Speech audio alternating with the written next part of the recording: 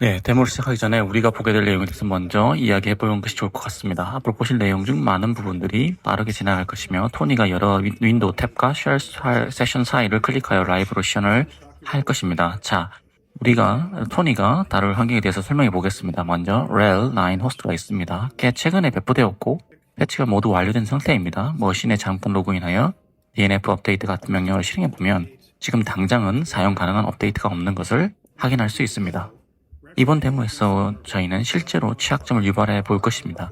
사용화 플랫폼에 들어가서 기본적으로 오픈SSL을 다운그레이드하는 워크플로우를 하나 실행할 것이고, 이렇게 알려진 취약점이 만들어지면 라이트 스피드가 이를 분석하여 영향을 받는 모든 CV 목록을 우리에게 제공하게 됩니다. 그 다음 라이트 스피드가 CV를 식별하면 콘솔 상태의 서비스나우 애플리케이션을 사용하여 해당 정보를 서비스나우로 보냅니다.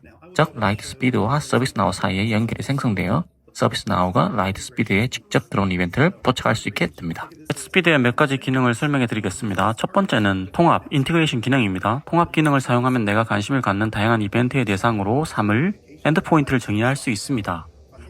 이메일처럼 간단한 방식을 사용할 수도 있고, 팀의 슬랙 채널이나 구글 챗, 마이크로소프트 팀즈 등을 사용 중이시라면 알려진 익스플로잇이 발견되면 채팅 채널에 알림을 보내서 조사를 시작할 수 있게 해달라고 설정하실 수도 있습니다. 오늘 데모에서는 자동화뿐만 아니라 감사, 오디팅, 목적으로도 활용할 수 있는 서비스나우를 적극 활용해 볼 것입니다. 오늘 데이터의 흐름은 라이트 스피드에서 서비스나우로 이어집니다. 취약점 유형의 이벤트를 받을 때마다 자동으로 인스턴트를 생성하는 서비스나우 애플리케이션을 사용할 것입니다. 이 작업은 애플리케이션 자체를 통해 수행되며 배포하고 나면 이벤트 스트림에 들어온 것이 취약점일 경우 자동으로 인스턴트를 생성하도록 하는 플로우 템플릿이 만들어집니다. 이제 새로운 취약점이 나왔고 이에 대해 무언가 조치를 시작해야 할 티켓이 생겼다고 가리킬 수 있는 시작점을 갖게 될 것입니다. 여기서 한 걸음 더 나아가 서비스나우 비즈니스 규칙을 활용해 이 인스턴트를 EDA, 이벤트 드리븐 앤서블로 푸시할 것입니다. 이렇게 하면 인스턴트가 생성될 때마다 그 정보가 앤서블로 흘러들어가서 추가적인 작업을 수행할 수 있게 됩니다. EDA 섹션에는 이벤트 스트림이라는 개념이 있는데 이를 기본적으로 서비스나우와 앤서블 간의 연결고리라고 생각하시면 됩니다. 이를 통해 발생하는 이벤트를 항상 리스닝, 감지할 수 있습니다. 앤서블이 매 주기마다 새로운 티켓이 있어 라고 묻는 폴링 방식이 아니라 기본적으로 항상 귀를 기울이고 있는 상태인 것입니다. 따라서 서비스나우가 인스턴트를 생성하면 자동으로 앤서블로 피드백이 전달되고 보통 룰북 활성화를 매칭시켜 들어온 이벤트가 CV인 경우 특정 워크플로우를 실행하여 다른 조치를 취하도록 합니다. 오늘 데모에서는 이를 바탕으로 문제 해결, 리미디에이션 플로우가 어떻게 실행되는지 보여드리겠습니다. 다시 워크플로우 뷰로 돌아가 보겠습니다. 데이터 흐름은 렐 호스트에서 라이트 스피드로 이어졌고 라이트 스피드가 CV를 식별하여 서비스나우 인스턴트를 생성했습니다. 서비스나우는 앤서블에 이를 알리고 앤서블은 이것은 새로운 취약점이다 라고 판단한 뒤 워크플로우를 실행합니다. 첫 번째 단계는 서비스나우에 연결하여 해당 인스턴트를 확인하고 CMDB/CI를 실제 케이스로 연결하는 것입니다. 이렇게 하면 실제 인시던트 티켓과 연결된 실제 서버 정보를 갖게 되어 나중에 감사자가 조치 내역을 물었을 때 완벽하게 연결된 기록을 확인할 수 있고 보고할 수 있습니다. 다음으로 앤서블을 활용해 다시 라이트 스피드에 이 문제를 해결할 플레이북이 필요해 라고 요청합니다.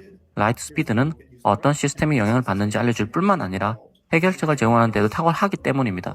플레이북을 가져와 호스트에 실행하는 동안 서비스나우 인스턴트 티켓도 업데이트하여 감사 추적을 남길 수 있습니다.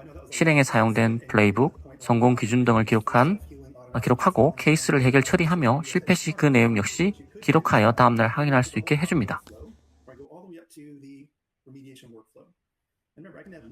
토니가 너무 많은 내용을 한 번에 말씀드린 것 같습니다.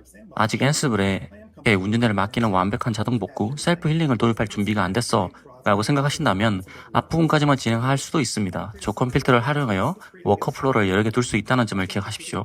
테스트나 샌드박스 머신은 매일 밤 자동으로 패치해도 좋지만 데브, QA, 운영 환경처럼 민감하다면 별도의 탐색, 디스커버리 워커플로우를 만들 수 있습니다. 티켓 생성, 정보 연결, EDA 전달까지는 똑같이 진행합니다. 하지만 그 다음 단계에서 라이트 스피드에서 플레이북을 가져와 티켓에 첨부까지만 하고 영향을 받는 렐 시스템 목록만 가져오자 라고 설정하는 것입니다. 이렇게 신뢰할 수 있는 목록을 얻은 뒤 별도의 워크플로우를 통해 비운영 환경 체제를 패치하고 싶다는 변경 요청을 생성하고 서버 목록을 첨부하면 작업 준비가 완료됩니다. 일상의 업무 수행 시나리오를 상상해 보겠습니다. 아침 8시에 출근했는데 간밤에 알려진 익스플로리지 포함된 취약점이 발표되었습니다. 메일함에 새 인스턴트가 생겼고 링크를 읽어보니 오픈 SSL과 관련된 문제라는 걸 알게 됩니다. 좋아, 영향을 받는 렐 목록도 있고 고칠 앤서블 플레이북까지 준비되어 있군. 테스트 환경에 배포할 변경 요청을 올리는 중이야 라고 매우 순조롭게 그 내용을 파악할 수 있습니다. 5분 뒤 CISO가 연락이 와서 어떻게 대응할 계획인지 물었을 때 네, 오픈 SSL 취약점은 알고 있고 영향을 받는 136개의 호스트에 대한 앤서블 플레이북을 확보했습니다. 현재 테스트 환경에 배포하기 위해 변경 요청을 올리는 중입니다. 라고 아주 편안하게 대답할 수 있습니다. 훌륭한 업무 처리로 칭찬을 받을 것이고 기분 좋게 하루를 시작할 수 있을 것입니다. 렐 환경으로 표준화되어 있다면 최소한 렐 인프라에 대해서만큼은 아주 완벽한 상태를 유지할 수 있습니다. 이제 실제 작동되는 데모를 시작하겠습니다. 이 데모를 위해 토니는 별도의 워크플로우 하나 생성했는데 실제 운영 환경이라면 이런 식으로 시작할 필요가 없습니다. 이 시나리오에서는 앞서 말씀드린 대로 의도적으로 패키지를 다운그레이드하여 취약한 버전의 오픈 SSL을 설치를 하고 그 설치된 것을 콘솔이 이를 식별하면 영향을 미치는 모든 CV를 연관짓게 만들게 되는 걸 볼 수 있습니다. 데모 환경의 특성상 동일한 CV를 여러 번 트리거해야 하므로 조금 독특한 사용자 지정 페이로드를 존중할 것입니다. 이를 위해 첫 번째 단계에서 CV를 유발한 다음 실제 페이로드를 시뮬레이션할 취약점 데이터를 추출하여 서비스 나우로 보내는 과정을 거칠 것입니다. 이는 계정당 동일 CV 다중 트리거를 막는 보호장치를 우회하기 위한 일종의 워크라운드일 뿐입니다. 하지만 서비스 나우부터 시작되는 이후의 모든 단계는 모두 정상적으로 트리거되어 실행될 것입니다.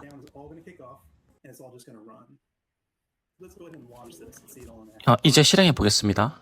가장 먼저 호스트에 SSH를 연결합니다. 아까 호스트를 확인했을 때 사용 가능한 DNF 업데이트가 없었는데 이 단계가 완료되면 화면을 빠르게 전환해서 실제로 설치할 업데이트가 생겼다는 것을 보여드리겠습니다.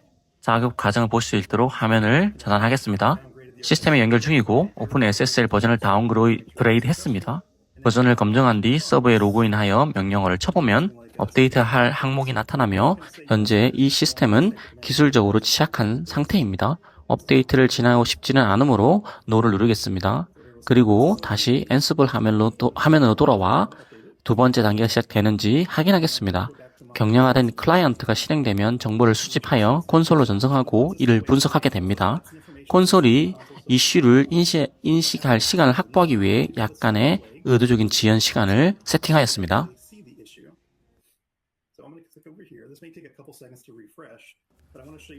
자, 이제 이쪽을 클릭해 콘솔을 새로 고침해 보겠습니다. 여러분의 환경에서 취약점이 발생되었을 때 어떤 화면을 보실 수 있게 되는지 예시를 보여드릴 예정입니다. 금방 완료되었습니다. 스코어 기준으로 정렬해 보겠습니다.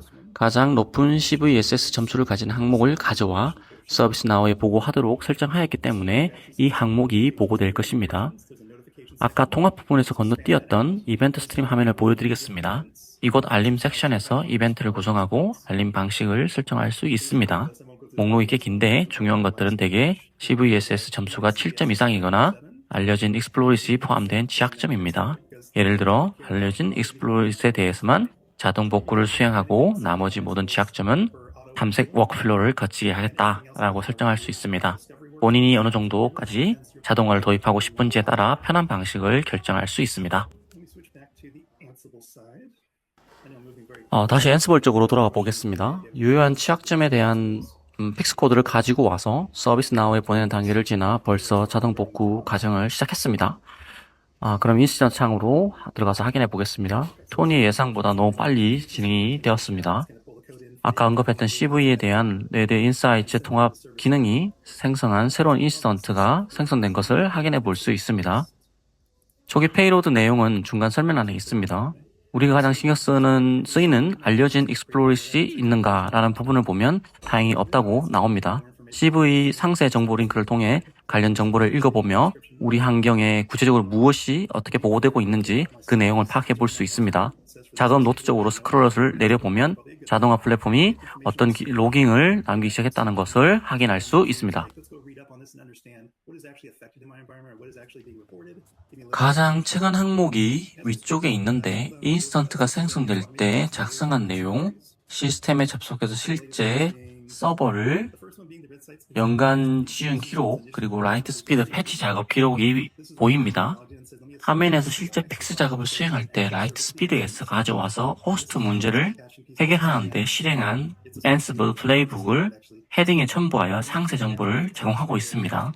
지금 다른 창으로 전환해보면 위쪽의 상태가 이미 해결됨으로 표시될 것입니다. 레일 시스템에 로그인해서 무슨 일이 일어났는지 sudo dnf 히스토리를 실행해 보겠습니다. 여기를 보시면 16시 18분에 다운그레이드가 되었고 아까 주어졌던 지연 시간 딜레이 1분을 포함하여 약 3분 뒤에 시스템이 이미 자체적으로 패치를 완료한 것을 알 수 있습니다. 이벤트 스트림 자체가 인스턴트를 폴링할 필요 없이 실시간으로 즉각 작동하여 자동으로 문제 해결 워크플로우를 실행시켰기 때문입니다. 정말 간단히 수행할 수 있는 기능으로 볼 수 있습니다. 케이스가 열리고 닫히는 모든 과정이 정상적으로 진행된 것을 확인했습니다. 만약 콘솔로 다시 돌아가 새로 고침을 해본다면 시스템이 완벽하게 치료되었기 때문에 더 이상 남아있는 문제 있는 CV가 없다고 뜰 것입니다. 구성 시 기본적으로 배포되는 플로우 템플릿은 취약점이 발생할 때 인스턴트 레코드를 생성하는 것이 주 목적이기 때문에 보통 배포된 상태 그대로 사용합니다. 이 모든 요소들이 모듈화되어 있다는 것이 굉장히 중요한 부분입니다. 서비스 나우를 사용하지 않는다면 라이트 스피드에서 바로 EDA를 연결해도 되고 문제 조기 파악을 위해 이메일 알림만 받게 설정하실 수도 있습니다. 이 구조를 이해하셨다면 여전히 라이트 스피드의 장점인 Ansible 플레이북 자동 제공 기능을 활용하실 수 있습니다. Ansible 플랫폼을 구성하여 라이트 스피드를 원격 프로젝트로 연동하고 문제 해결 계획을 동기화한 다음 여러분이 편한 시간에 직접 실행하기만 하면 되니까요. 네, 적용할 수 있는 방법은 정말 다양합니다. 토니와 에릭은 이 작업에 많은 노력을 기울였고 퍼블릭 클라우드 환경을 이용해 이 모든 데모 환경을 구축하였습니다. 이 자동화 체계를 직접 배포해보고 싶으시다면 클라우드를 해당 토니의 레포지토리에 연결하시고 기술 클로닝 하셔가지고 배포하시면 데모를 직접 구성해 보실 수 있습니다. 또한 토니는 통합 구성 방법이나 겪었던 시행착오들을 잘 문서화하여 같이 제공하고 있습니다. 레포지토리를 공유함으로써 수월하게 배울 수 있고 모든 것이 모듈화된 코드형 구성, 컴필레이션 에즈 코드로서 구축되어 있기 때문에 처음 사용해보시는 분들도 쉽게 간단히 만드실 수 있습니다. Ansible 플랫폼이 배포되어 있어야 하고 테라폼이나 EC2를 사용하는 등의 특정 구성이 필요하겠지만 이 역시 사용자가 쉽게 완벽하게 커스터마이징 할 수도 있습니다. 네, 이것으로 CV를 인식하고 서드파티 솔루션과 연결하고 그리고 EDA를 통해서 AAP 레드미디에이션을 수행하는 데모를 마치도록 하겠습니다.